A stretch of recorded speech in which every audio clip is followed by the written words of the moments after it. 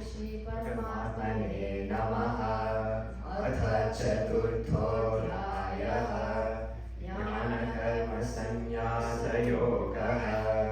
श्रीभगवानुवाच इमं विवस्वते योगं प्रोक्तवानहमव्ययम् विवस्वान्मनवे प्राह मनुरिक्ष्वाकवे ब्रवीत्।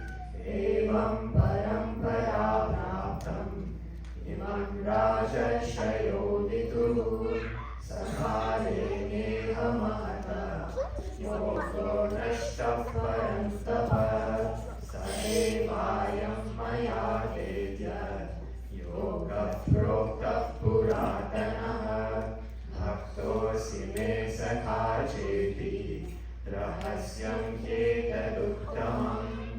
अर्जुन उवाच अपरं भवतो जन्म परं जन्म विवस्वतः कथमेतद्विजानीयाम् त्वमादौ प्रोक्तवानिति। श्रीभगवानुवाच बहूनि मे व्यतीतानि जन्मानि तव चार्जुन तान्यहं वेद सर्वाणि न त्वं वेत्थ परन्तप। अजोऽपि सन्नव्ययात्मा भूतानामीश्वरोऽपि सन् प्रकृतिं स्वामधिष्ठाय सम्भवाम्यात्ममायया। यदा यदा हि धर्मस्य ग्लानिर्भवति भारत अभ्युत्थानमधर्मस्य तदात्मानं सृजाम्यहम्।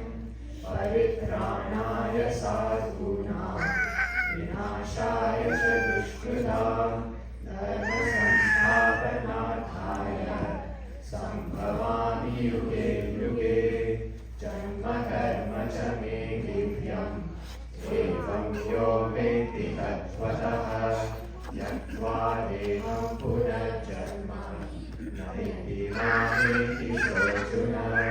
वीतरागभयक्रोधाः मन्मय मामुपाश्रिताः बहवो ज्ञानतपसा भूता मद्भावमागताः।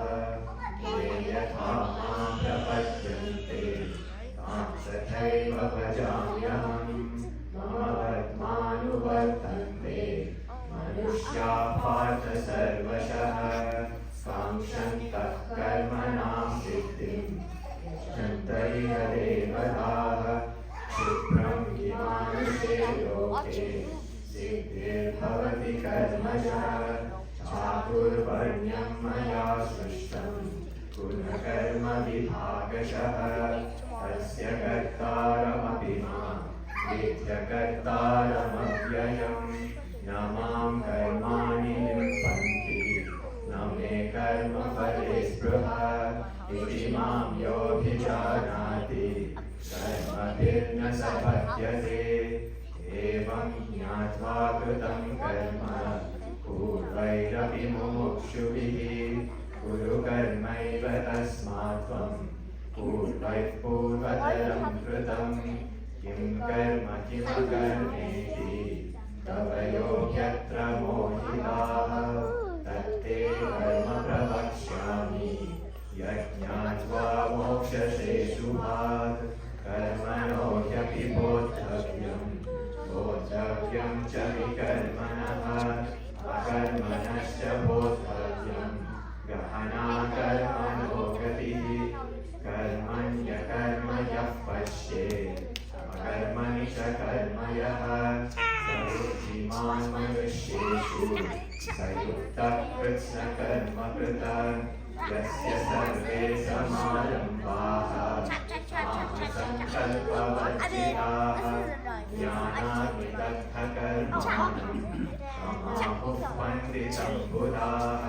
त्यक्त्वा कर्मफलासङ्गं नित्यतृप्तो निराशयः कर्मण्यभिप्रवृत्तोऽपि नैव किञ्चित् करोति सः।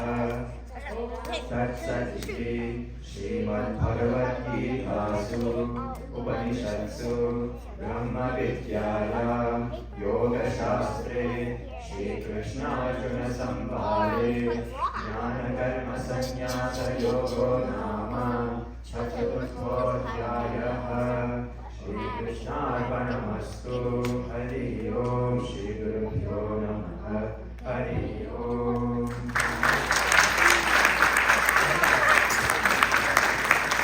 No wonder they won the state competition, and good luck to you guys in the national one.